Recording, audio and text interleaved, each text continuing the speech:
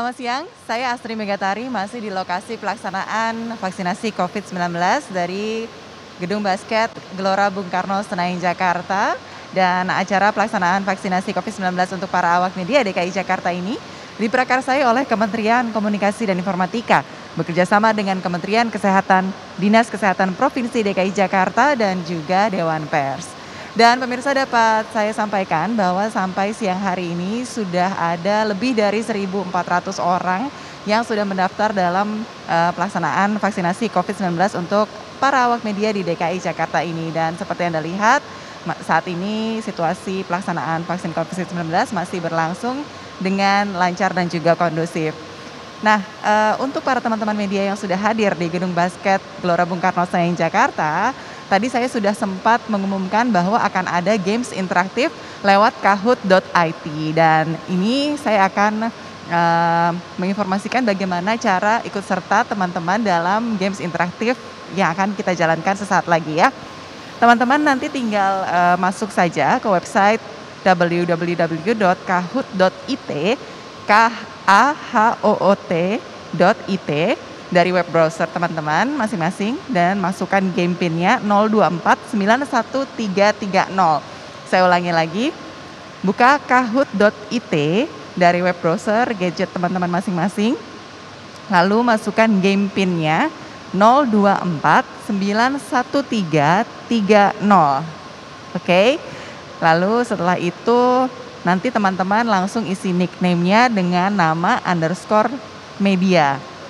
Nah, teman-teman yang beruntung nanti akan mendapatkan total hadiah 750.000 voucher dari GrabFood. Caranya mudah sekali, teman-teman tinggal join aja games interaktif tersebut, lalu jawab pertanyaan-pertanyaan yang muncul dari gadget teman-teman masing-masing. Oke, dan jika teman-teman menang, screenshot akun teman-teman yang teman-teman gunakan untuk ikut dalam games tersebut dan tukarkan hadiah di pintu keluar setelah pelaksanaan vaksinasi. Dan games ini akan ditutup pada jam 3 sore nanti. Dan pastikan teman-teman untuk join ya games interaktif kali ini. Saya ulangi sekali lagi ya. Caranya mudah sekali, tinggal masuk website kahoot.it, lalu masukkan game pinnya yaitu 02491330. Oke. Sekali lagi, buka kahoot.it, kahoot.it dari web browser teman-teman masing-masing. Lalu masukkan game pin 02491330. Kemudian jawab pertanyaan-pertanyaan yang ada dari ponsel atau gadget teman-teman masing-masing.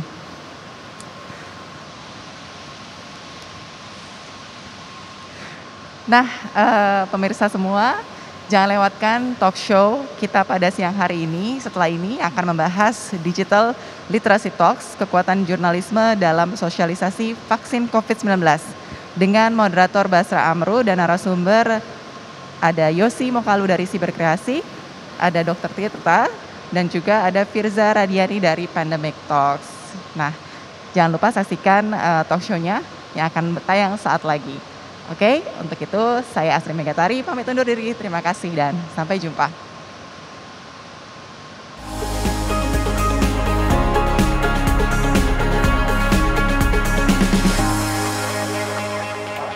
Oke, selamat siang rekan-rekan semua. Ya, kembali lagi di Digital Literacy Talk, peran netizen dalam penanganan COVID-19. Nah, ini acara yang dilaksanakan beriringan nih sama kegiatan vaksinasi COVID-19 untuk awak media. Wah, targetnya itu banyak banget loh, sampai 5.512 kalau nggak salah ya. Fixnya 5.512 dan dilakukan dari kemarin tanggal 25 sampai tanggal 27 Februari 2021.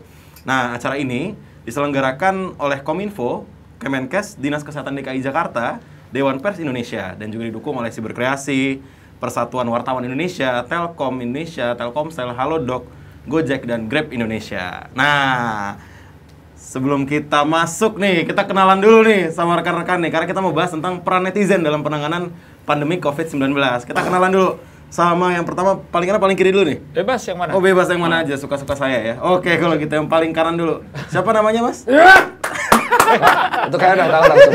Siapa tuh? Iya. Dokter Ini kayaknya Tirta. koordinator ini. Koordinator. Kenalkan, saya adalah seorang koordinator netizen. Nama saya Tirta. Ya, Dokter Tirta ya, sekaligus influencer, pegiat Media literasi, sosial. media sosial ya. Betul. Koordinator itu. Bisa dipakai. Nama julukan saya Peng Peng Gas. Oh, Peng gas. Ini Boleh baru diperpanjang ya? apa Apa? itu Peng gas? Bukannya Cipeng itu nama pendeknya. Tahu pendek, Peng Peng Gas nama aja. Di akte Peng Gas. Di atlet Peng Peng Gas. Kalau di KTP? Tirta Mandira Hudi. Oh, nama panggung ya. Nama panggung Oke. Peng Peng Gas. Lo ngeping, gua ngegas. Mantap kali ini Bapak Yosi. Cakep. Itu tagline. Oke. Terima kasih Dokter Tirta. Lalu selanjutnya yang kedua, Mas Firza. Iya, aku Firza, aku inisiator Pandemic Talks, platform edukasi buat masyarakat. Lagu-lagunya juga bagus, Mas. Oh iya, Itu Versa Bersari, Mas. Oh, beda ya. Beda, Mas. Beda, Mas. forum ini lucu sebenarnya. Beda ya. Lucu sih. Nyampe sih. Model tweetnya juga beda setahu saya. Beda. Satu Satu anak baru gunung, ngomong Mas. Baru lahiran anak kemarin. Iya, ini arah senja ya. Arah senja. anak gunung ya. Arah gunung. Oke, Mas Firza, ini yang sering kalau lihat di media sosial ini yang di repost ya orang-orang ya. Iya, Pandemic Talks itu ya. Pandemic Talks. Oh, itu sebenarnya dalangnya Mas Firza. Ada 3 inisiator, timnya ada 30 semua relawan sih. Ya, berarti saya disebutnya Koordinator. koordinator Koordinator, juga. sama. Ya, Sama. Koordinator. kelurahan juga ya ini. Bukan kompor ya, koordinator. Koordinator ya. Koordinatornya para kompor. Kompor, Oke, baik. kompornya ini gasnya dari sini. Oh, gitu. Didorong ya. Iya. Oke. Dan yang ketiga nih, tamu spesial kita juga, Mas Yosi Mokalu dari dari Siber Siber Kreasi. Kreasi. Ada yang kenal nggak sama Mas Yosi ini? Ya enggak pakai masker. Oh, Bisa. tapi kenal ya, saya dulu sering inget lagu-lagunya. Ah, iya. Apa, bintang kecil? Bukan Firsa Besari yang jelas ya. Bukan. Oke, baik. Oke, hari ini rekan-rekan semua yang nonton, awak media dan seluruh peserta yang hadir dan nonton acara kita hari ini, kita bakal banyak bahas nih tentang peran dari netizen. Netizen itu apa? Apa? Warganet. Warganet. Kalau dulu bilangnya kita citizen ya. Iya. Citizen, tapi Neti semenjak itu adanya- warga, zen Neti itu net. warga. Masuk. Enggak. Kebalik, Mas. Enggak. Netnya apa net? Netizennya warga. Iya, karena Boleh. kacau ya Iya. diksinya. Oke, baik. Jadi kita nih bakal banyak bahas tentang peran netizen ya, peran masyarakat di dunia digital, internet ya, Internet, ya. dalam penanganan pandemi. Nah, mungkin saya mau tanya dari paling kanan nih kan ya, first right, far left gitu, kebalik ya. Harusnya first left, fast right.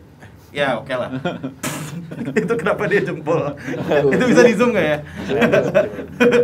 Oke, baik. Dokter Tirta, ini Dokter Tirta yang lagi rame nih, banyak nih. Ya, tiap hari pasti rame Dokter Tirta. Endurance setahun rame terus ya? Wah. Itu berarti kalau Instagram dijual berapa ya? Oh, mungkin 10 triliun. Duit monopoli. Monopoli. Belum selesai. Ini kita tuh membuat stand up ya. Cocok nih. Oke. 4 kuartet, 4 sekawan. Oke, Dokter Tirta. Ini gak ada musiknya ya gitu. Gak ada. Gak ada yang tahu. Oke, Dokter Tirta. Nih, Dokter Tirta menarik banget. Ini kita kan sering banget nih lihat di media sosial, ini rame lah dari urusan pertama kali pas pra Covid ya. Waktu itu belum ada Covid, bulan Maret ada Covid, sampai sekarang ada vaksin tuh rame banget di media sosial, mau di Twitter, TikTok. Sekarang ada satu lagi apa yang baru? Oh, Clubhouse. Oh, Clubhouse. Clubhouse ya. Clubhouse. Ya, Clubhouse rame. Nah, kalau yang dokter lihat sebenarnya peran netizen dalam penanganan pandemi Covid ini sejauh mana gitu? Kalau peran netizen itu jujur sangat penting ya, karena di dalam sebuah edukasi yang paling penting itu adalah namanya word of mouth. Jadi namanya penyebaran informasi paling efektif itu dari mulut ke mulut. Kalau kata orang Jawa, jarene katanya gitu. Jadi kalau kenapa sih penanganan pandemi kita itu agak terhalang? Karena ternyata di lapangan banyak hoax-hoax yang beredar yang disebarkan lewat grup WhatsApp, yang akhirnya dari grup WhatsApp ini infonya disebarkan melalui arisan, terus akhirnya di grup-grup pos ronda, akhirnya terjadilah sebuah kesalahan yang dibenar-benarkan. Kayak contoh hal paling simpel, isu pengkovidan. Isu pengkovidan itu mulai viral di bulan Juni 2020. Saya masih ingat. Pada waktu itu kalau nggak salah ada orang bilang meninggal tapi di-covidkan. Padahal secara prosedural orang yang meninggal secara dadakan, ya meninggal pasti dadakan ya. Pokoknya meninggal tidak diketahui penyebabnya lah. Jadi datang ke rumah sakit dalam keadaan dead, dalam keadaan meninggal. Itu harus diswab. Nah, masyarakat menganggapnya pengcovidan. Terus mereka disuruh tanda tangan surat. Itu isinya informed consent. Tapi mereka warga menganggapnya surat pengcovidan. Itu akhirnya nyebar dari kampung ke kampung. Efeknya apa? banyak warga yang mengambil jenazah secara paksa. Itu dari hal seperti itu. Jadi kalau ditanya impact netizen di pandemi ini apa? Banyak, bisa buruk, bisa baik. Tergantung dari mana mereka menyebarkan infonya. Tapi ternyata di Indonesia itu kalau kita menyebarkan info kontroversial yang cenderung buruk, itu lebih cepat daripada edukasi. Bad news is a good news katanya ya. Iya, bad news is good news, man. Iya, itu saya ingat tuh ada video itu di salah satu daerah itu ya. Datang ramai-ramai Ponorogo. Kalau nggak itu. salah Ponorogo itu pecah. Terus yang kejadian jenazah yang matanya melotot terus katanya dicungkil. Iya. Itu padahal disebarin kan. Nakes, kanibal, menjual organ. Apaan sih ini? Padahal jelas-jelas itu adalah gumpalan darah karena dia stroke hemorrhagic. Stroke hemorrhagic itu stroke yang diakibatkan pecahnya pembuluh darah di otak sehingga darah mengumpul di kain mata. Itu digoreng sedemikian sehingga orang-orang percaya itu matanya dicungkil. Dan sampai detik ini masih ada yang bahas nakes itu tukang cungkil mata. Itu padahal beredar di September. Jadi itulah makanya ini putar-putar terus ya. Ya, kalau saya kan sebagai orang yang mengkritisi kok bisa sih hal ini terjadi gitu loh. Karena secara logika saya tuh nggak masuk. Ngapain sih netizen percaya info ini? Tapi ternyata ada yang percaya. Dan ini PR-nya mas-mas ini di depan yang menjelaskan. Mas ini kalau mas ini enggak, saya kan kritisi. Ini kok bisa sih? Kayak gini kok bisa dipercaya? Tapi ini PR yang ini ya. Nggak masuk, itu nggak masuk di akal saya, Pak. Iya. Ngapain sih orang percaya kayak gini tuh kayak kok bisa sih ini kayak nggak logis. Vaksin ada microchip. Itu sampai percaya orang sampai sekarang itu sampai saya mikir sepenting apa kamu itu utang banyak dikasih microchip. Oh jadi nggak ada ya? Wah termasuk yang percaya. Atau mungkin ada memorinya berapa giga? Itu yang menurut saya harus dijelaskan ke teman-teman yang udah punya platform. Kok bisa sih orang-orang yang percaya? Karena saya nggak ada datanya kan. Tapi ada platformnya. Ya kan media sosial, koordinator. Iya jadi itu lucu tapi terjadi ya. Artinya orang percaya dengan itu gitu. Dan kalau ditanya kekurangannya nih sekarang apa yang masih kurang? Kalau melihatnya kan sekarang masih banyak yang percaya yang receh-receh lah gitu. Oke. Jadi kalau kekurangan kita adalah bahwa pemerintah kita itu kekurangan di segmen komunikasi publik yang menjangkau semua arah. Jadi pemerintah kita tuh nganggap semua orang tuh pegiat media sosial. Faktanya orang di luar Jawa itu lebih percaya info dari mantri, dari tokoh daerah, tokoh ulama. Nah di sini yang saya bilang adalah hybrid. Pegiat media sosialnya kita harus dikolaborasi oleh pemerintah menyampaikan informasi yang bisa dipahami dengan bahasa yang gampang. Orang tuh nggak ngerti social distancing. Iya benar-benar. Itu benar sih. Iya orang lebih ngerti edukasi saya yang mangan masker. Nah itu tuh saya sering Trenggalek pakai itu. Kenapa? Karena masuk si idenya. Karena mereka lebih ngerti pakai bahasa Jawa. Kalau yang daerah Jawa. Nah, yang luar Jawa mau nggak mau harus kolaborasi secara hybrid, info di media sosial, iya. Oh kok kalbu? Bahasa dari media sosial diterjemahkan ke mereka. Jadi inilah kita harus memahami bahwa nggak semua orang main medsos. Jadi penyampaian komunikasi harus bagus dan itu pemerintah tidak boleh menutup diri dan harus mengajak kerjasama pegiat-pegiat yang emang paham di PR. Berarti jalur udara, jalur darat gitu. Semua jalur udara, darat, fiber optik. Fiber optik. Baik. Oke. Laut. Goib. Kanuragan. Oke, baik. Tentu kita tahan dulu, kita ngobrol dulu sama Mas Firza. Mas Firza, ini kita boleh tahu nggak kenapa bikin Pandemic Talks itu? Apa karena banyak cerita yang perlu diungkapkan gitu atau apa gitu kan? Ini saya sering lihat nih. Ya, Pandemic Talks kan inisiatornya ada 3 kan. Teman saya sama satu sepupu saya. Apapun itu kami sampai sekarang nggak pernah menyebut kami ini ahli COVID. Dulu waktu di bulan Maret, sampai sekarang kami menyebutnya awam kan, yang merangkum dan menjahit data dan jurnal sains gitu. Nah, dulu waktu sebulan pertama PSBB di Jakarta, saya sebagai awam dan teman-teman saya itu ini tuh apa sih ini positive rate gitu kan, terus ada kasus aktif gitu, terus para ahli-ahli itu ini pakai bahasa Jawa ya, bahasanya ndaki-ndaki ya, tinggi banget gitu loh. Nah, kita sebenarnya ramudeng gitu ya. Iya, kita sebenarnya di posisi masyarakat awam mencoba menurunkan hal-hal tersebut menjadi sebuah konten infografis ya. Kadang-kadang podcast lah yang mudah dipahami awam. Jadi pakai kacamata sudut pandang masyarakat. Idenya simpel seperti itu. Sampai sekarang kita masih konsisten. Ini dokter atau ahli kesehatan atau di bidang kesehatan? Saya analis data sama praktisi komunikasi sebenarnya. Oh, berarti bukan dokter doang nih ya, dokter Tirta ya. Dokter Tirta kalau di lapangan sama dokter doang atau gimana di lapangan? Oh, semuanya saya. Semuanya emang saya. demandnya besar ya, dan bukan dokter doang ya. Bukan. Konsumsi, dokumentasi. Dokumentasi juga saya. Kemarin Senin jadi moderator dia. Sempat jadi moderator juga kalau bos. Saya bengkel motor juga bisa. Saya tuh palu gada. Saya nggak bisa cuma masak bakso aja nggak bisa. Bakso pakai HT. Itu intel ya. Itu yang tuh. Itu. Oke, Mas Firza, nah, Iya. tadi ada berangkat dari COVID ini terlalu tinggi ya, Iya. ilmunya terlalu tinggi, nggak nyampe gitu. Padahal sebenarnya ada kebutuhan untuk orang paham gitu. Iya. Nah, sekarang pertanyaan saya, animonya gimana pas pertama kali Pandemic Talk itu dibentuk dan sampai sekarang tuh gimana masyarakat dengan Pandemic Talks ini? Aku pakai data Instagramnya Pandemic Talk saja ya. Jadi sebarannya, reach-nya ya rata-rata setiap post itu sampai 600.000 lah, 600.000 user. Nah, itu kalau kami gali lagi ternyata beberapa konten Pandemic Talks ini digunakan para masyarakat untuk mereka bertempur di sebuah perang di namanya WhatsApp group gitu. Oh, Ya, sama jadi tadi kan- ya? Iya. Tempat penyebaran yang grassroots ya? Yang aku perhatiin ya, yang saya perhatiin ya, setiap ada hoax atau hal-hal yang membuat bingung, ada dua konten yang dijadikan senjata sebagai masyarakat awam untuk sebenarnya mereka percaya sama COVID, sama pandemi, cuma mereka nggak punya senjata.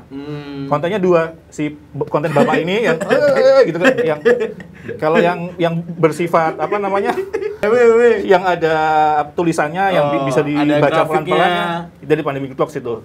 Soalnya kita sebenarnya menyediakan, Dokter Dita juga saya pandang juga, dan kami menyediakan senjata sih buat masyarakat yang percaya Konspirasi. sama konspirasi itu, ada dapat kontra ininya loh, kontra kontennya gitu loh, dan itu saintifik gitu.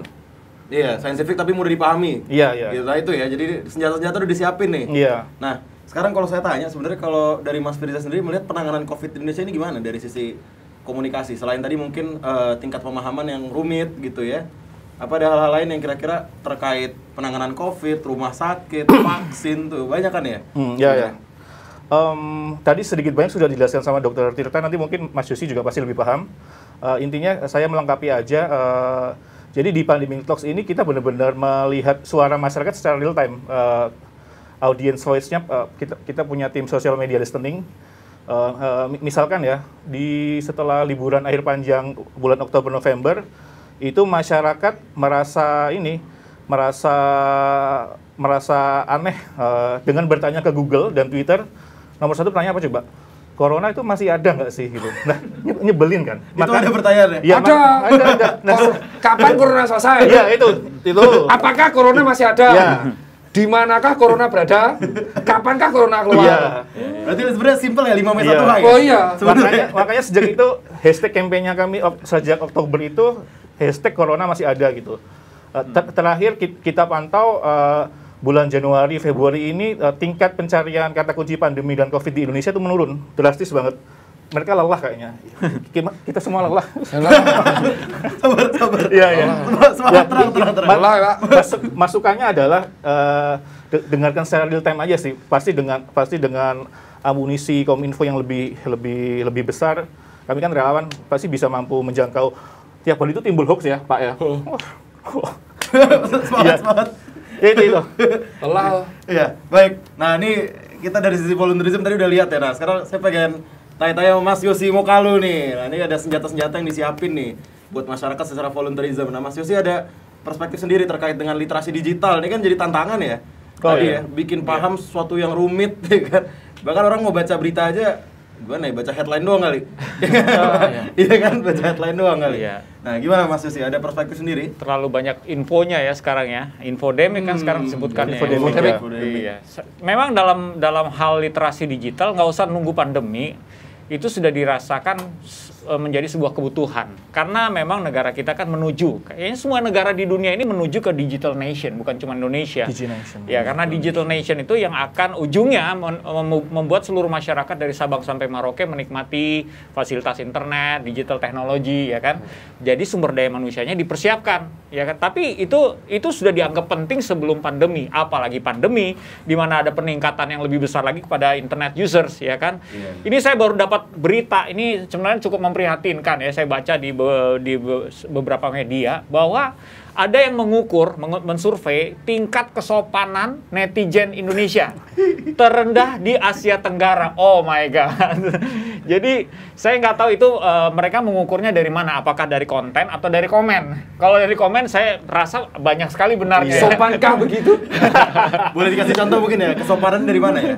Ya kesopanan kayak gini Mau saya kan. bacain Twitternya. Banyak nih. Saya juga banyak nih. Oh, sama sip. Nyetok juga ya? Iya. Jadi kita mungkin ya ini bisa jadi menjadi sebuah bagian dari literasi digital. Apalagi kemarin banyak yang meragukan kalau mengkritisi jangan-jangan saya bisa ditangkap, ya kan? Mengkritisi pemerintah saya bisa ditangkap. Itu karena mungkin selama ini terbiasa dengan ketidaksopan santunan ketika berbicara. Saya rasa kalau mengkritisi dengan kesantunan dan juga dengan informasi yang jelas ya, itu pasti lebih dihargai daripada kita sekedar kita pernah dalam kelas ya literasi digital, orang disuruh mengkritisi sama menghina. Orang lebih gampang menghina daripada mengkritisi. Kenapa? Gak pakai mikir ya? Ya ternyata mengkritisi tidak semudah itu. Betul, Makanya coba dikategorikan dulu deh apa yang kita tulis itu sebenarnya mengkritisi atau menghina. Kalau emang sudah pada dasarnya membenci seseorang pasti akan jatuhnya menghina, ya kan? Nah, literasi digital banyak yang mesti itu kan baru satu area ya, baru etika, baru netiquette ya. Banyak sekali yang perlu kembali didengungkan, diajarkan, over komunikasi kalau perlu. Karena orang banyak yang nganggap gue udah tau lah hoax itu kayak gimana gitu kan. Gue udah tahu hoax itu ada disinformasi, misinformasi, malinformasi. Tapi saya kasih tahu, justru orang-orang yang merasa dirinya paling nggak mungkin menyebarkan hoax itu paling besar kemungkinan dia akan menyebarkan hoax gini. Karena pemicunya macam-macam. Kalau misalnya gini, kayak banjir dulu, ingat nggak? Zamannya banjir di Jakarta, ini orang banyak yang terlibat tuh. Terus karena belum paham kan. Oh, bendungan Katulampa bocor, dengerin gitu kan. Wah, ini sebentar lagi nyampe ke Jakarta nih buat teman-teman yang punya saudara-saudari. Karena kita khawatir, niatnya baik sih sebenarnya ya. Wah, saya mesti kasih tahu nih teman saya ada di situ, siap-siap siaga. Itu banyak banget di grup-grup WhatsApp. Saya bilang, waduh, ini kan padahal orang-orang yang nyebarin tuh udah tahu hoax gitu. Jadi sangat mungkin, even kita saling mengingatkan lah di grup WhatsApp bahwa hoax itu jangan disikapi dengan naif ya, maksudnya kita harus kritis gitu loh. Ini berita benar apa enggak? Kan sekarang banyak berita-berita banjir tahun kapan dikeluarin lagi ya kan, orang lagi wow mobilnya keseret, oh itu tahun lalu mas ini video tahun Vaksin lalu. juga gitu ya, vaksin yang di Jember, yang di pesantren apa itu kan diputar. Itu kan 2018. Iya, diputar-putar lagi kan. Makanya nggak terbukti juga vaksin polio di pesantren 2018. Benar. Jadi literasi digital itu tidak perlu diperdebatkan lagi, buktinya ada di mana-mana. Setiap hari ketemu hoax, ada terus hoax. Belum lagi pelanggaran digital crime lainnya ya, penipuan, cyberbullying, hate speech. Itu selalu ada setiap hari. Jadi memang ini adalah sesuatu yang harus di-over komunikasikan. Gitu. Over communication, nah berkaitan over communication nih Mas Yosi, ini kan ada konten-konten positif nih yang dibuat Dr. Tirta, lalu Mas Firza ya kan. Nah, sebenarnya strategi yang efektif tuh yang gimana nih kalau kita bisa belajar dari praktik baik dari Dr. Tirta, Mas Firza, atau ada upaya-upaya lain yang kalau menurut Mas Yosi itu cukup bagus gitu, misalnya Mas Adam Prabata tuh ya. Oh, itu paling bagus sih. Ya, itu juga itu calon-calon bagus PSG juga tapi itu kan. Benar. Nah, ini konten kreator udah banyak sih di Indonesia yang keren-keren gitu ya. Salah satunya teman-teman saya ini nih. Mereka sudah membuat sebuah konten yang positif.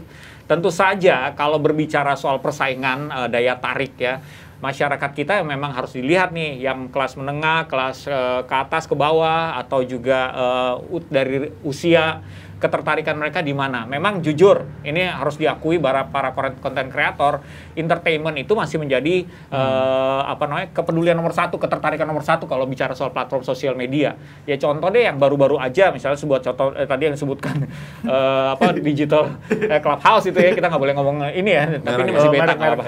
Beta. Itu kalau judulnya serius sedikit, yang ikut pasti sedikit. Tapi kalau judulnya clickbait dikit, tentang berbau tentang seksual, itu pasti tinggi. Berarti harus receh ya? Iya, receh seksual tuh tinggi banget. Iya, jadi dilihat bahwa di situ memang minat ketertarikan netizen memang lebih banyak ke situ gitu loh. Tapi jangan khawatir, kalau kita memang harus membuat sebuah sistem mengapresiasi para konten kreator yang positif ini supaya terus tetap aktif di situ.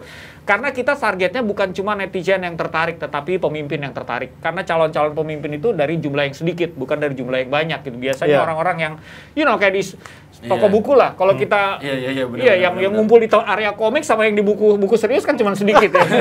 Area komik mungkin bisa yang cari gratisan banyak gitu.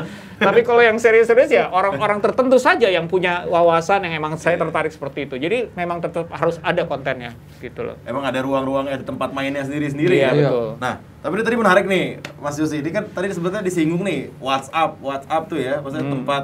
Ini saya ngeliat kayak sebenarnya ini banyak peluru-peluru yang nggak bisa di monitor nih dari WhatsApp nih kayaknya nih. Nah ini gimana nih strateginya nih, Mas Yosi? Ini banyak peluru-peluru yang kayak tadi ya, mouth to mouth ya, bukan dari satu kanal. Mungkin kanal induknya cuma satu link. Linknya nggak tahu bener apa salah, gitu kan? Disebar nggak dibaca, nggak diklik, pokoknya wah parah nih, gitu kan? Nah, gimana tuh, Mas Yosi? Ini sih, kalau ini sih stretch-nya ya, bagian dari kita semua sih. Saya rasa para content creator juga mengerti. Kalau kita memberikan sesuatu yang positif, kita jangan lupa empowering. Jadi jangan lupa mengajak orang untuk mau menjadi agen perubahan. Lo terpengaruh oleh apa isinya ini, berarti sesuatu yang baik sudah kita tanamkan. Tapi lo jangan berhenti di lo. Please, spread it. Kasih tahu orang, nih lo mesti belajar dari konten ini. Lo mesti, atau paling tidak yang sederhana adalah menjadi agen perubahan di grup-grup WhatsApp keluarga. Itu, walaupun resikonya saya di-kick. Saya udah di-kick 3 kali. Sama grup keluarga? Ya, grup keluarga. pertama yang saya bilang tentang menolak yang pengcovidan. Yang saya bilang bahwa vaksin itu aman, itu di-kick lagi. Yang terakhir, gara-gara saya bilang tentang apa tuh vaksin untuk lansia sudah, malah dituduh kamu mau jadiin kakek nenek untuk mati duluan. Di-kick saya. Tapi saya juga negur bude saya aja berat loh. Di-kick kan? Gak berani saya japri. Paling susah itu malah edukasi ke orang keluarga terdekat. sendiri. Keluarga. Itu bener loh. Jadi edukasi ke netizen itu lebih gampang daripada edukasi ke keluarga sendiri. Malah sebenarnya yang paling teracuni itu yang di keluarga itu. Bapak ibu aman. Bude. Pak De. Cocok. Nah, itu paling susah. Bude, Pak De, Pak Le, Bule. Sama tetangga-tetangga sekitar kampung yang pos roda. Wah, Covid gua nggak takut. Begitu ada jenazah Covid takut juga mereka. Sama aja ya, sebenarnya paling deket mah sama aja. Nah, ini tadi bahas empowering, Dr. Tirta nih, empowering. Tadi ada informasi yang diproduksi gitu ya. Tantangan kita sebenarnya bukan cuma produksi. Tadi oke, kita bikin sesuatu yang menarik, menjual, clickbait gitu ya. Terus kira-kira bikin orang, wah pengen lihat nih, kepo, meskipun akhirnya taunya edukatif. Tapi urusan empowering nih, gimana dok? Sejauh ini empoweringnya bentuknya apa aja yang efektif kalau Dr. Tirta lihat dalam? Kalau menurut saya adalah di sini kan ditonton sama teman-teman jurnalis ya nih, yang di sana ya. Betul. Bener kan? Teman jurnalis yang nonton ya. Ada yang ngangguk tuh, saya lihat tuh. Itu. Kamu yang pakai kacamata. Iya, saya tuh. Jangan sih. Kamu yang cantik itu. Jadi kalau dari saya itu adalah melihat fakta bahwa tren netizen sekarang itu yang anti pemerintah apapun itu akan menjadi hero. Itu yang terjadi sekarang. Nah, kebetulan pemerintah lagi edukasi protokol. Akhirnya mereka ini di kalangan anak muda itu kemarin sempat ya di post di beberapa media, kenapa mengulik alasan kenapa Gen Z itu menolak vaksin. Karena rata-rata menjadi bukti pencarian jati dirinya sekarang. Oh gitu. Jadi pembuktian. Jadi bisa ya? Apa yang mereka pikirkan? Jadi pencarian jati dirinya anak muda sekarang di Gen Z yang usia 16 sampai 22 tahun itu adalah kalau kita berhasil mengkritik atau menentang pemerintah. Oh, berani beda gitu. Berani beda. Berani bedanya ke hal yang seperti itu malah Iya, ya? kalau zaman dulu berani beda ada soal musik, soal lifestyle. Sekarang enggak, berani bedanya adalah keputusan pemerintah lu kontra. Nah, kebetulan pemerintah sekarang edukasi Covid. Nah, mereka memutuskan kontra kayak Covid itu buatan Bill Gates. Ini paling sering nih. Covid itu konspirasi, Covid tidak menyeramkan. Kita harus kerja. Padahal mereka ya masih makan dari kuotanya ibunya. Itu internet ibunya ya. Ya, internet ibunya, bukan ibunya divaksin. Ya orang tuh dan ini yang terjadi. Jadi yang kulihat sekarang adalah anak muda ini itu karena mereka di rumah dan akhirnya mereka menganggap bahwa kalau gua anti pemerintah, that's cool, man. Nah, itu yang sulit sekarang. Makanya kalau dibilang gimana konten-konten yang mengkritik pemerintah, yang nyinyirin pemerintah, kalau kita lihat Bintang Emon. Bintang Emon jebret itu bukan karena lucunya, karena dia ada 3 kali dia mengatakan dia mau difitnah soal narkoba, padahal fitnah dia itu cuma 2 buzzer. Satu tweet. Kalau nggak respon ya biasa aja. Terus kedua ya beberapa orang yang akhirnya memutuskan nanti pemerintah akan langsung viral. Dan itu saya alamin ketika saya memutuskan untuk edukasi yang ikut pemerintah, kayak yang bagus kan, jadi kita tuh harus kritis ya. Kritis tuh gimana kalau pemerintah bagus kita dukung, jelek kita kritis. Nah, salah satu yang kebijakan yang saya dukung adalah vaksin gratis. Ketika saya dukung vaksin gratis, tahu anak muda yang bilang apa? Sales vaksin Iya, iya. Nah itu yang jadi bilang, jadi Iya. kalau kita bilang produknya doang ini bagus, intinya adalah untuk para konten kreator sih kalau sudah mau untuk edukasi positif harus tahu resikonya, nggak akan laris. Oh, Iya. Kecuali Iya, iya. kamu berbau kontroversial. Kontroversial Iya, ada di iya, Indonesia iya. yang laris itu apa? Link pemersatu bangsa, seksual. Itu pasti laris. Ribu persatu bangsa ya? Apapun yang berbau tentang seksual di Indonesia itu laris. Mau tuh video 6 detik, 14 detik, 19 detik itu pasti itu akan laris. Karena emang itulah fakta sebagai netizen kita, otaknya masih tercebur di selangkangan. Oh, iya benar. Oh iya benar itu. Terus kedua adalah tentang berantem. Saya berantem tuh 4 kali sama orang antek konspirasi COVID. Seneng, ayo duel tir, rame itu. Demen nonton aja ya, Nonton. reply. Bukan tertarik sama konteksnya. Enggak, tapi suka berantem ya. Tapi sama fight duel. Fight-nya, fight-nya tuh seneng mereka. Apapun yang bisa dibuat berantem. Makanya hiburan ya. Hiburan. Terus Jadi- ketiga, hal yang berbau receh. Nah, kalau ini bahagia. Kita lihat tuh receh-receh yang bisa Ya buat salah, ketawa. ya. Ya salah ya. Kayak Ya, salah kalau yang receh ini bagus karena bisa meningkatkan trigger positif lah. Iya. Nah, cuman 2 ini yang ganggu. Yang jokes bapak-bapak gitu ya. Ya, itu lucu. Lucu Jadi tuh ya. makanya kalau dari sini Pengguna TikTok ya? Kalau teman-teman harus sudah tahu bahwa menggunakan produk yang emang positif konten, sudah harus tahu, kok nggak laris sih? Emang kayak gitu. Kecuali lu bubu-bubuin dengan hal-hal yang kontroversial. Nah, makanya kalau dari aku ya udah nothing tulus, edukasi tapi nggak baca komen udah. Oh, udah gitu. Iya. Lempar aja bukan lempar Udah. rumah ya. Ya dulu aku nganggap Instagram tuh media paling enak tuh. Tapi ternyata sekarang isinya ya buzzer dan bukan buzzer sih, fake Iya. account bocil Oh, kalau gitu. kita bilang. Iya, iya. Terus yang di Twitter isinya juga kayak gitu.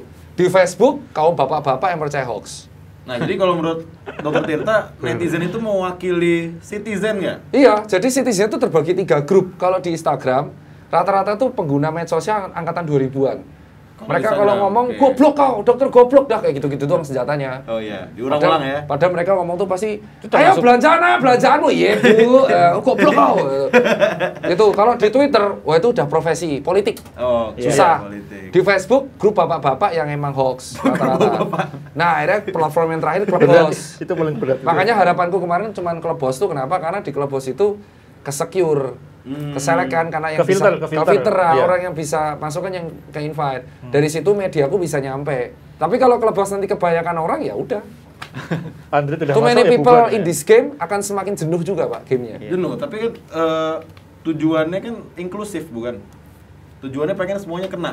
Ya tapi di Indonesia emang nggak semua Oh, orang nggak bisa siap gitu. dengan digital. Oh, emang ya. nggak bisa gitu ya? Nggak bisa. Emang harus kita harus mengajari tentang sopan santun yang dikatakan Mas itu Yosi. penting. Sopan Iya. santun tentang sopan santun di dunia digital dari TK Pak. Atau mungkin sopan santuy, ya kan? Sopan santuy. Sopan santuy. Kalau dulu kan ada GBHN Pak, ya kan? GBHN, PPKN, religiusitas. P4. Ya. Sekarang anak bocah umur SMP aja manggil gue tir. Buset. Iya. Aduh, itu. Aduh, Mas Firsa. Iya, iya.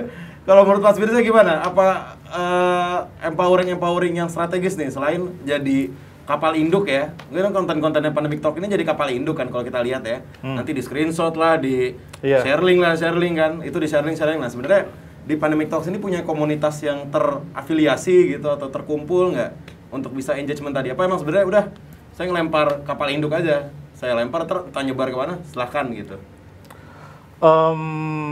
Kalau komunitas yang ada di lapangan tidak sebanyak itu. Ini kita baru 2 bulan ini kita coba mulai gather sama hiring ini relawan puskesmas di Oh, puskesmas. minimal di tiap provinsi ada. Ini baru ke Kombo 5, cantik-cantik semua. Nah, pintar dokter. Oh, dokter, iya. iya. Nah, itu Bagus marketingnya. marketingnya Iya, bagus. cantik-cantik dong. rencana kami yang saya sering diskusi sama dokter Tirta, coba dibayangkan ada 100 dokter Tirta gitu di tiap daerah ya, Wah. yang menyesuaikan dengan culture sosial yang masing-masing ya dok. Betul, itu ya. yang paling penting. Kalau- Lokal hero. Kalau beliau kan mangan masker. masker. Nah, Jawa itu. yang di Sulawesi gimana yang kalau ada 100 dokter Tirta yang tersebar di seluruh Indonesia, saya yakin hoax-nya lebih mudah ditekan sih. Ujungnya Pandemic Talks ingin ke situ pelan-pelan. Kita minimal dapat 1 relawan puskesmas dulu di tiap provinsi, nanti biar biar itu jadi apa namanya corongnya kami lah untuk berkomunikasi secara customize sesuai daerahnya. Itu sedang direncanakan sih. Soalnya pandemi masih lama, Dok ya. Masih lah. Masih lama. Masih lama ya. Kira-kira berapa lama nih? Kalau semakin warganya kayak gini sih jangan harap kelar-kelar. Oh. Aku sih bilang yang tergantung kelar itu bukan pemerintahnya doang. Iya benar kalau warganya. Kamu berantem aja terus nanti kelarnya lama. Iya. Ya kan sampai gitu. kuotanya habis ya. Sampai kuotamu habis tuh ya. Sampai kamu nggak bisa bayar kuota lagi. Makanya aku bilang kalau mau cepat kelar jangan nyebarin hoax. Iya. Simpel itu. Selamat masih ada di Indonesia yang percaya vaksin isinya microchip. Ya, itu berarti belum ada yang benar. Ada kemarin Banyak yang nonton film kayaknya. Tapi emang itu kenyataannya gitu ya. Itu Emang kenyataan. mau diklarifikasi sebaik apapun. Enggak. Dan apalagi di luar Jawa loh, Pak. Iya. Di luar Jawa itu kondisi edukasi parah banget, Pak. Iya. Tapi gimana jadi caranya nih biar bisa meyakinkan nih orang-orang yang Ini PRSI berkreasi lah. Nah, gimana nih Mas Yosi? Udah nih? punya platform. Oh, ada yang punya platform. Mas Yosi, gimana caranya bisa mungkin kalau kita bahas vaksinasi ya, survei UNICEF kan bilang ada yang yakin, ragu-ragu, tidak mau gitu ya. Nah, paling tidak yang ragu-ragu deh nih kita amanin nih. Swing voter ya kalau dibilang. Swing voter ya kan biar lebih mayoritas gitu kan. Gimana nih caranya bisa convincing orang-orang, meyakinkan orang-orang yang ragu-ragu nih? Paling nggak itu dulu deh yang diselamatin gitu. Jadi memang sebenarnya gini ya, kita tidak akan efektif dalam hal edukasi apapun selama sebelum yang turut terlibat di dalamnya juga cukup banyak gitu ya. Gini, siberkreasi itu memang gerakan nasional literasi digital karena kita kan berpartner, punya mitra banyak yang peduli, teman-teman yang peduli gitu ya. Ini sebenarnya sudah cukup membantu dalam kegiatan literasi digital. Cuman kenapa disebutkan bahwa harus semua orang merasa ini bertanggung jawab kita bersama gitu ya. Kayak misalnya kan nggak disuruh ya. Teman-teman ini bikin konten tuh nggak disuruh gitu loh, secara sukarela. Ini kan salah satu contoh bahwa inisiasi itu emang sebuah tindakan kepemimpinan. Tidak semua orang memiliki inisiasi, tidak semua orang memiliki kepemimpinan. Memang kita harus tetap melakukan program-programnya. Sebanyak mungkin kita dari siberkreasi, sebanyak mungkin kita mencari kesempatan untuk berkolaborasi gitu ya. Lebih aktif lagi dengan para mitra, sambil juga mencari anggota-anggota baru yang mau turut mensukseskan. Beberapa kementerian juga mendukung program-program literasi digital. Kita juga lagi mengupayakan modul supaya bisa masuk ke sekolah gitu secara resmi, secara legal, walaupun masih sulit karena dia punya ini sudah jadi kurikulum, mungkin cara ekstrakurikuler. Tetapi ini tidak akan menjadi gerakan yang lebih masif selama sebelum masyarakat menganggap ini penting. Betul. Kalau ini tidak penting, orang masih sibuk dengan orang kayak gini deh. Orang tidak akan menganggap COVID itu ada sampai Dia kena. Itu yang benar atau keluarganya dekat kena itu atau ya, anggota keluarganya kena, baru orang dia kita emang gitu kan, tipikal Kenapa orang ya? kita gitu kan. Kalau Iya. nggak kena ya helm motor, iya ya kan? Iya. Sama dengan hoax dan yang lain-lain, kalau dia belum dirugikan dia cuek gitu loh. Makanya ini yang kalau misal pertanyaan seperti itu sebenarnya adalah pertanyaan sekaligus saya diberi kesempatan untuk mengajak semua orang harus mau mencerdaskan kehidupan bangsa. Ini bukan cuma masalah saya ada di siberkreasi. Kita cuman kekuatannya kecil lah dibandingkan seluruh masyarakat Indonesia kalau sampai bersatu dan turut serta berinisiasi, berkontribusi. Itu yang perlu digaungkan. Ada literasi lain yang mendampingi literasi digital, literasi kebangsaan, yang encourage orang untuk mau berpartisipasi dalam hidup berkebangsaan. Tidak perlu posisi. Ini bukan politisi ya. Kalau politisi mungkin perlu posisi. Kalau praktisi tidak perlu posisi untuk berkontribusi. Just do it. Seperti teman-teman saya ini gitu loh. Just do it. Nggak perlu dokter, Benar. semua orang bisa ya. Benar, tapi ya itu harus own it, harus claim bahwa Iya, you know what, saya ada di sini bukan kebetulan, saya nggak bisa milih kewarganegaraan, nggak bisa milih negara untuk lahir, Tuhan pilihkan saya di sini menjadi anggota bangsa ini, saya harus berkontribusi untuk kebersamaan, bukan untuk kepentingan diri sendiri. Wah, Mantap sekali. Mas Yosi mau kamu. Maju Pak Yosi. Sampai jumpa, sampai jumpa. Belum selesai. Belum. 2024. Waduh. Kacau. Nah, tadi ada satu kata kunci yang saya tangkap tuh soal bagaimana mendorong. Apa yang didorong kayak keberanian ya? Apa ya? Kayak keberanian ya? Kenapa tidak banyak yang terpanggil? Iya. Loh, aku Nah, itu pertanyaan. soalnya rana duitnya. Oh iya. Nah, Yang kita lakukan di sini tuh malah nombok. iya. Betul. Iya. Invest. Nah, saya mau bahas tentang keberanian nih.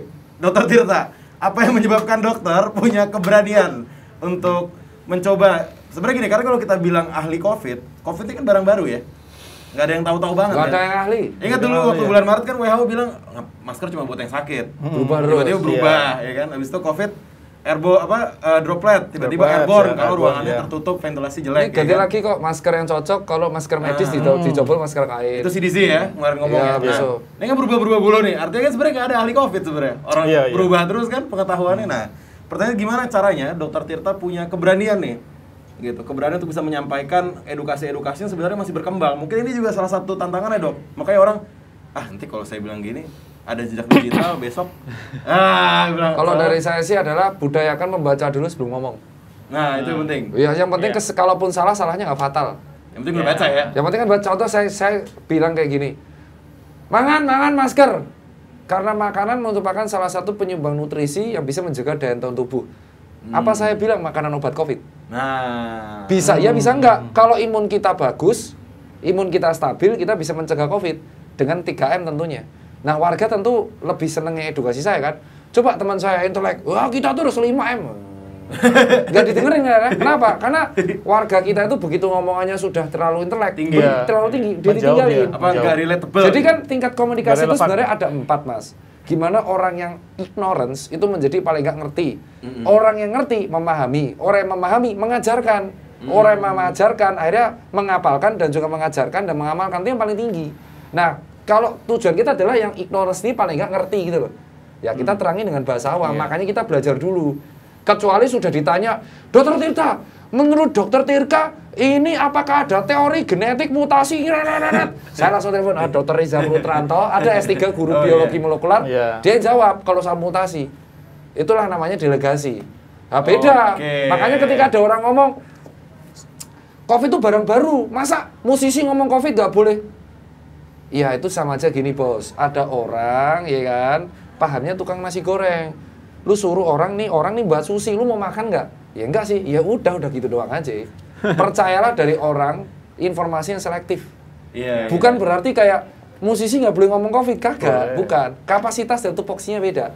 Saya ngomong arsitek juga nggak bisa. Saya ngomong hukum juga nggak jago. Bener juga ya. Ya itu maksudnya orang Indonesia tuh belum ngerti tupoksi.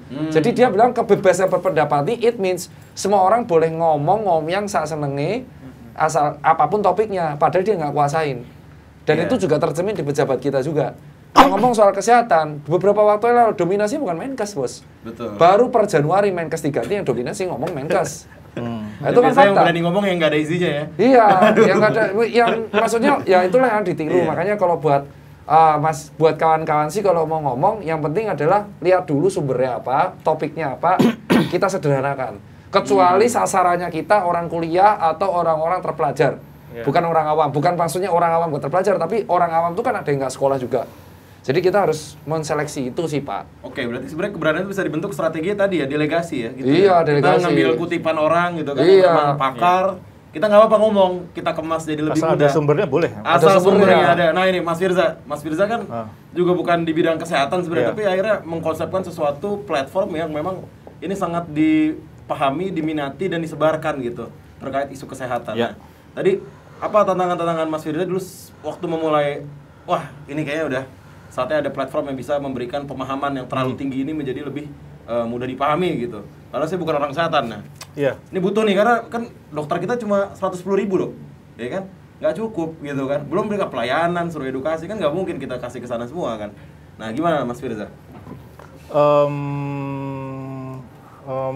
Challenge-nya ya.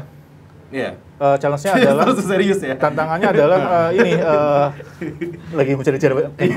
Jadi gini, sampai sekarang pun menurut kami di Pandemic Talks ya, masyarakat Indonesia itu tidak bisa menderajatkan antara apa namanya opini, pendapat ahli, kayak tadi Dokter Tirta bilang, pendapat ahli, hoax atau misalkan yang terakhir testimoni, ini testimoni nih. Wah ini bahaya testimoni. Mereka menganggap semua ini sejajar gitu. Nah ini yang coba kita edukasikan juga bahwa kalau baca atau mendengar pendapat orang siapapun itu, ya dicek dia sumbernya apa gitu. Itu nomor satu. sisanya persis kayak Dr. Tita tadi. Yang kedua, yang kami pelajari adalah karena kita diajarkan bahwa sains adalah ilmu pasti, pada kaget misalkan tiap minggu atau tiap bulan Dr. Tita update informasi gitu. Jadi CDC gitu. Nah, orang awam gini, loh katanya ilmu pasti kok berubah-ubah gitu. Nah itu kita coba edukasi bahwa sains itu memang dinamis. Berubah beradu terus ya Dok ya. Terus yang ketiga kami coba mengajari bahwa kalian itu naik pesawat, naik mobil, pakai kuota internet tadi, itu sains gitu loh. Kenapa kalian nggak percaya COVID itu dari ilmu pasti, ilmu sains itu? Mereka kayak parsial pemahamannya bahwa kalau saya bisa internetan dapat sinyal itu juga ilmu pengetahuan sumbernya. Saya bisa naik pesawat bukan karena jin kan? Ya, goib gitu kan. Nah, itu kadang saya naik mobil diisi bensinnya, nyalain Spotify di mobil itu kan sains kan. Nah, mereka nggak nganggap belum ya, banyak yang belum. Nah, challenge-nya ke situ sih, lebih basic lagi. Dan tapi sejajar sama literasi digital tadi, menderajatkan pendapat beda-beda itu susah ya. Pendapat ahli, tadi opini, testimoni itu yang bahaya. Paling bahaya testimoni, ya. Itu kadang jadi misinformasi ya. Iya, ya. Bukan paling bahaya aduh tuh testimoni. Nah, ini banget tuh, Mas. Pendapat ahli, wah itu saya dapat tuh bagus banget. Iya. Di kedokteran di para saintis ada namanya level of evidence, tapi saya bukan LVM. Namanya level of evidence. Paling tinggi namanya systematic literature review ya. Betul sekali, Anda keren sekali. Paling rendah malah pendapat ahli gitu. Pendapat ahli, opini. Orang Indonesia lebih rendah lagi di sini ya, enggak apa itu. Broadcast WA. Iya. Dan emang mereka denialnya lucu, Pak. Iya. Gue gak takut COVID, gue berani salaman sama orang COVID, gue gak akan kena COVID. Itu sama aja, gue gak takut kecelakaan, gue di rel sepur nanti lihat aja. Gue gak, ya kalau keretanya gak datang gak apa-apa. Kalau harus datang yang paling simpel aja, bantuin gue makamin jenazah COVID, berani nggak? Ya enggak sih, ini rame, nggak jus. Jadi denial mereka itu seperti itu, membuat seolah-olah mereka berani, padahal saya tahu mereka sebenarnya takut. Dan jadi kayak tantangan kita itu selain literasi mengarahkan ya. Psikolog Pak, udah perlunya psikolog sejak dini Pak. Itu artinya apa? Kalau kayak gini, ada orang dengan gangguan waham, lu banyak loh Pak. Iya. Ada orang yang menganggap bahwa COVID ini adalah untuk mengontrol otak kita. Itu waham Pak. Ada gangguan mental health-nya itu waham, delusi udah. Delusi ya. Terus kedua, denial itu juga psikolog. Makanya saya benar penting banget peran-peran para psikolog kita tuh dimasukkan dari SDTK, Pak. Biar mereka ngerti. Dan itu emang orang Indonesia taunya kan sakit itu soal fisik. Contoh simpel nih. Kalau WHO bilangnya ya sakit juga ada secara mental ya. Dan orang sakit jiwa itu dianggap aib. Makanya orang takut ngaku. Ini kan kelihatan orang percaya waham loh, Pak. COVID adalah mengkontrol umat manusia itu udah waham banget, Pak. Udah waham tuh. Untuk membeli bakso. Terus ada juga yang bilang, dengan obat ini Anda akan sembuh dengan COVID, disembur Pak obatnya Pak. Itu tambah waham lagi Pak. Ada yang ini ya Pak, ngirup uap panci presto. Iya. Itu juga. Terus cuci hidung pakai NaCl. Terus minum vodka sembuh COVID. Wah itu waham semua Pak. Iya. Dengan COVID saya mengerti, oh ternyata gangguan mental di Indonesia tinggi sekali Pak. Tapi ada satu yang secara psikologis, kalau bicara psikologi, dokter, Mas Firza nih, saya mau naik ke Mas Yosi nih. Satu hal yang paling menarik dari hoax adalah dia menyentuh sisi-sisi humanis.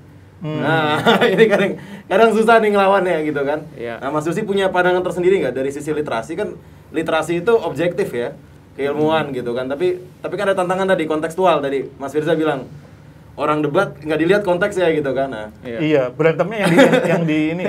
Nah, saya pengen nanya Mas Yosi, ini tantangan kita dalam literasi, masalah Indonesia ini kan orangnya sosial sangat tinggi ya. Iya. Ada isu-isu meninggal apa pokoknya, kasihan dulu lah pokoknya. Betul. Parah nih gini. Makanya tadi dibilang kan bisa jadi Bude kita, Pak D kita kan. Itu yang ngelihat ada banjir. Iya. Saya nggak mikir panjang, ada nggak ada, mendingan yang penting cabut dulu kan gitu ya. Nah, Mas Yosi punya perspektif atau pandangan tersendiri dan juga solusi nih. Susah nih. Karena lawannya humanis gitu kan. Iya. Nggak bisa kita lawan logika sama lawan rasa dengan logika ya. Betul. Gimana Mas Yosi? Ini kalau nanya solusi saya sudah berasa kayak ini ya. Pakar telematika. Wah. Apanya Mas sudah Mas? Saya mau nyebut loh tadi sebenarnya. Nggak bisa tahan. Kita sehati. Pokoknya yang urusan gitu dia aja. Iya. Hafal, saya tuh hafal. Koordinator. Jadi kita biasanya kalau narasumber ditanya solusi itu suka ngelesnya gini, bagaimana kalau saya memberikan alternatif solusi. Motivator. Koordinator, Motivator. Provokator. Karena kalau menjadi cuman katanya solusi itu ada pertanggungjawaban. Apakah itu cuma satu-satunya jalan keluar? Belum Iya, tentu iya, kan, ya betul. kan? Salah satu alternatif solusi. gitu ya. Betul. Tapi gini, kita harus memahami berarti kan kalau kita memposisikan diri kita sebagai pengajar atau sebagai orang yang suaranya didengar gitu kan, konten kita dilihat, berarti kita mulai memikirkan sekarang lebih jauh nih, baik itu pengajar maupun konten kreator, yaitu pendekatan-pendekatan yang bisa membuat mereka tertarik untuk nonton atau baca. Kalau misalnya wartawan atau media, ya pasti membuat sesuatu yang membuat audiensnya mau membaca. Memang gini, kebanyakan dari clickbait, kebanyakan. Tapi clickbait itu sekarang nyawanya jadi negatif begitu orang mendengarkan clickbait karena banyak yang tidak bisa dipertanggungjawabkan. Judulnya apa? Isinya kok cuma sedikit tentang yang berhubungan dengan clickbait, jadi nggak nyambung gitu kan. Maksud saya begini, judul memang adalah sebuah gerbang di mana orang akan ngeklik atau orang akan membaca, ya kan, judul. Nah, makanya ini bisa menjadi sebuah pemikiran ketika kita mengetahui netizen kita sukanya yang negatif. Ketika kita mengetahui audiens kita sukanya yang humanis. Ya, berarti kita mulai berpikir ke situ. Jangan langsung mulai dengan kan judul tuh suka konklusi ya. Kadang-kadang oh iya, untuk mencegah kita harus begini atau gitu ya. Malas ya, malah. Gimana orang mau tertarik baca? Bayangkan kalau misalnya kita masukin ke sini ya, misalnya nih Dokter Tita lagi berantem soal apa gitu ya. Dia kasih judul kontennya adalah bagaimana saya akan ribut dengan ini gitu, judulnya dengan orang yang dia akan berargumentasi. Saya ingat tuh, pernah tuh kayak gitu tuh. Pernah 6 kali aku. Iya. Gimana ada keributan, di situ ada saya. Berarti itu tujuannya edukasi. Iya benar. Ya kan gini, kan Tujuan mulianya. yang Itu orang penting nggak banyak lihat diri dia. kita kan gini kan, judul itu yang penting adalah harus bisa dipertanggungjawabkan. Apakah benar dari judul tersebut ada yang berhubungan, ya kan? Jadi ini termasuk juga untuk literasi. Memang ada tantangannya. Ini menjadi makanya saya bilang alternatif solusi supaya oh iya ya berarti sekarang kalau saya mau membuat audiens saya lebih banyak, bagaimana kalau saya membuat judul yang membuat mereka masuk ke situ dan belajar gitu. Nah, tantangannya apa yang saya bilang? Ini ide bagus, tapi ada tantangannya. Yaitu tadi kita sempat bahas ya, bahwa ternyata netizen kita kalau sudah a priori sudah ada sudah ada kebencian sama satu pihak gitu. Jadi dia tidak lagi membaca isi. Dia lihat judulnya udah kayak gitu, ini judulnya udah sepertinya Dokter Tirta aja mendukung gua, misalnya kayak gitu. Ya. Padahal baru judul, dia belum lihat isinya gitu. Tuh kan apa gue bilang ya. Itu kan apa gue bilang gitu. Nah, itu yang bahaya tuh di situ ya. Jadi jangan sampai judul kita cuma dipakai jadi bahan argumentasi juga. Cuman memang di situ kesalahannya bukan di kita. Kalau kita kan memang menawarkan itu supaya orang masuk gitu loh. Ya kesalahannya memang orang-orang yang tadi kita sebutkan cuman mau membaca judul tapi tidak meneliti, tidak kritis gitu loh. Orang tuh sekarang bagian dari literasi digital adalah bukan cuma sekedar cerdas secara pemikiran, tapi cerdas secara perilaku atau karakter, yaitu kritis. Kritis itu dulu orang kayaknya benci banget sama orang yang suka kritis apa-apa nanya. Tetapi di zamannya digital teknologi ini, itu kritis adalah penyaringan. Supaya banget ya tadi ya. Iya, supaya kita bisa menyaring apa yang kita baca dan supaya kita bisa menyaring apa yang kita posting. Jadi kritis itu harus. Dan sekarang kritis dapat julukan Apa tuh? SJW. Oh iya. Social Justice Warrior. Netizen itu punya julukan sendiri. Iya. Saya julukannya udah banyak. Dokter Bunglon. Terus cebong terbang, saya nggak tahu tuh julukan cebong terbang. Cebong terbang, penjilat pemerintah, tukang cuci sepatu. Lah sampai ada satu yang bilang itulah resiko ketika kita mengedukasi masyarakat yang a priori kebencian mereka terhadap pemerintah itu udah kayak mendarah daging. Jadi kalau kita kebetulan pas edukasi protokol ya akibatnya kayak gitu. Kita menjadi part of yang mereka akan benci. Saya sama pandemik itu udah ngerasain itu. Kau budak WHO, bentar. Namanya budak digaji kan? Ini udah ada digaji, berarti lebih rendah kita. Jadi itulah yang terjadi di masyarakat. Makanya saya selalu usul ke Kemenkominfo, saya juga selalu usul ke teman-teman Polri, terutama di bagian divisi cyber ya, BSSN. Kalau bisa orang-orang penyebar hoax tuh ditangkepin aja. Jadi daripada kita razia kafe, mending kita razia digital sosial. Makanya saya setuju banget ketika Pak Kapolri yang sekarang membentuk yang namanya polisi virtual. Karena memang yang membuat Indonesia penanganan pandemi itu hoax. Tangkap aja 2 orang pelaku hoax, kecekel kabeh. Seperti ingat yang PCR palsu. Iya. Yang ngelaporin pertama saya, nggak ada yang berani ngelaporin karena takut. Nah, saya laporin aja. Begitu 3 orang ketangkep nih, selebgram 2 orang, semuanya ketangkep semua. Dan akhirnya nggak ada kan yang pakai surat palsu. Seandainya ada 2 pelaku hoax yang ketangkep polisi, semua akan beres, Pak. Ya sekarang tergantung aja menangkep hoaxnya bisa apa enggak. Oke, daging dulu nih ya. Oh iya. Ini daging apa gitu ya. Halal saya halal. Sapi ya. tetelan ya. Saya bukan tetelan Rwanda kolesterol. Sama ini sapi saya. Tenderloin. Wagyu. Oke, ini hari ini banyak banget yang dibahas ya, tapi artinya netizen ini perannya sangat banyak ya. Oh, banyak. Netizen Sosial, sangat banyak sosial. dan ternyata representatif ya. Representatif dalam citizen dan artinya representatif dalam penanganan pandemi kan Betul. gitu ya. Dan tadi ternyata kita identifikasi ternyata literasi digital itu rumit ya. Rendah. Udah bilang aja netizen literasi rendah. Ada penelitian dari PISA 2019, jadi 65% rakyat Indonesia itu buta fungsional literasi. Bisa membaca huruf, bisa membaca artikel, tapi tidak bisa memahami konteks dari artikelnya. Istilahnya lemot. 65% dikali 270 juta berapa?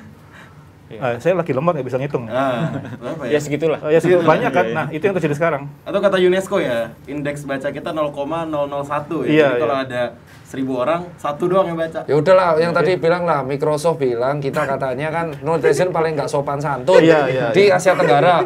Baru 12 jam Instagramnya Microsoft isinya netizen Indonesia. Disahkan berarti emang. Emang itulah plus 62 tuh emang netizennya ciri khas. Konfirmasi.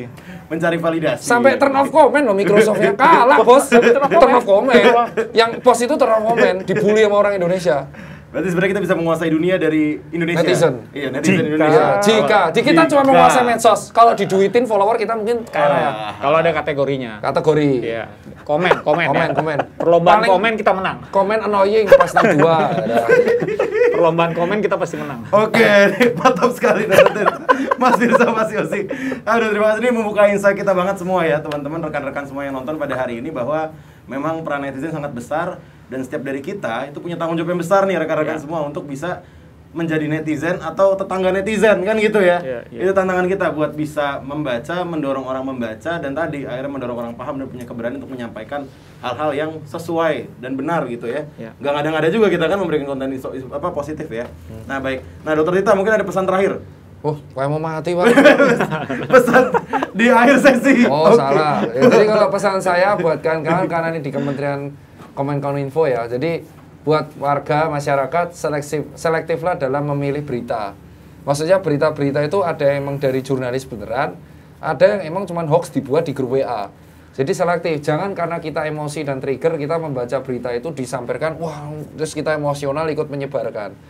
Terus kedua, buat teman-teman yang konten kreator, nggak usah menyerah kalau misalnya kita membuat konten positif. Emang resikonya kalau yang terkait COVID kita pasti akan kena serangan juga sih.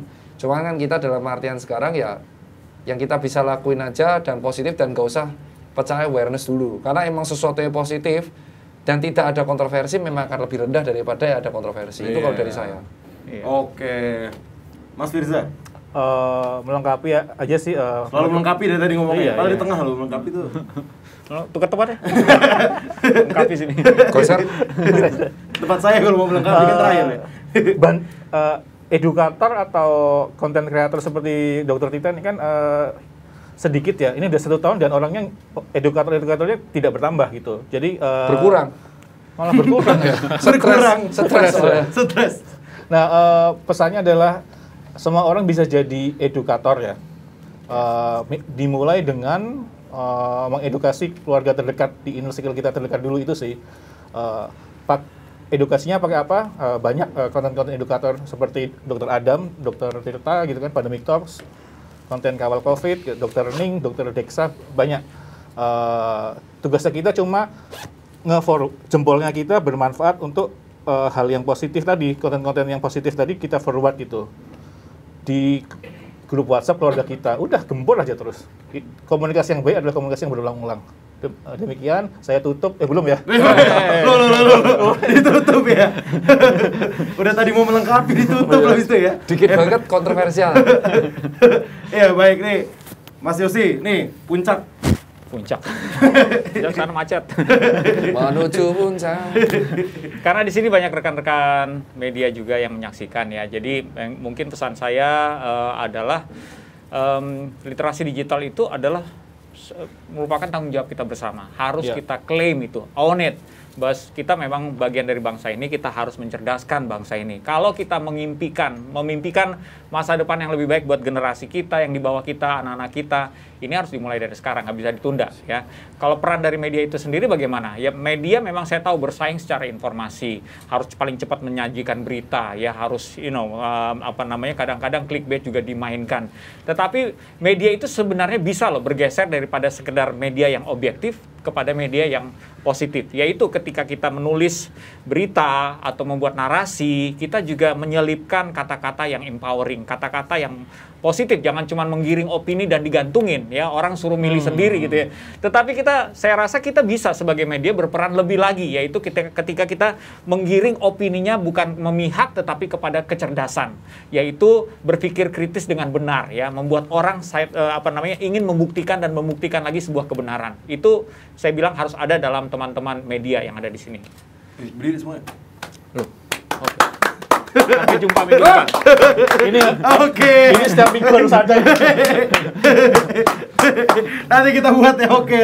Terima kasih Dr. Tirta, Mas Firza, Mas Yosi. Ini hari ini bagus sekali rekan-rekan semua, awak media dan seluruh rekan-rekan yang nonton pada acara Peran Netizen di penanganan pandemi COVID-19 ini. Terima kasih ya. Saya cuma bisa nambahin kali ya. Saya nambahin dikit aja kali memang. Boleh dong. Kata kuncinya sebenarnya kayak keberanian nih. Ini keberanian untuk bisa memunculkan orang-orang baru, netizen-netizen yang punya peran dalam penanganan pandemi ya. Dan saya cuma mau nambahin ya, semuanya akan lebih indah dengan semangat pembelajaran ya. Ada unsur keberanian tapi ada kehati-hatian. Itu yang penting ya. Dan akhirnya semua bisa dipertanggungjawabkan. Terima kasih.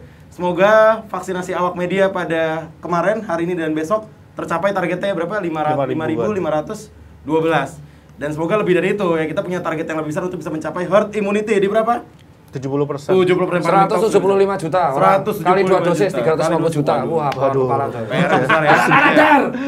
Dan itu butuh netizen, butuh apa? Butuh netizen nggak? Ya butuh lah. Oke. Udah nggak apa-apa, kalau mereka mau nongkrong pakai masker terus ya nggak apa-apa. Terusin aja 10 tahun paling. Aduh, wes kabeh.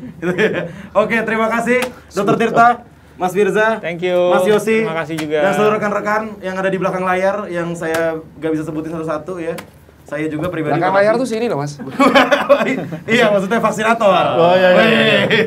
Belakang set itu. Terima kasih. Saya Basra Amru selaku moderator pada acara ini ucapkan terima kasih sekali lagi dan pamit undur diri. Wabillahi taufiq wal hidayah. Wassalamualaikum warahmatullahi wabarakatuh. Salam sehat semuanya. Bye. Sampai ketemu minggu depan. Minggu depan. Di acara selanjutnya. Acara selanjutnya di Net TV.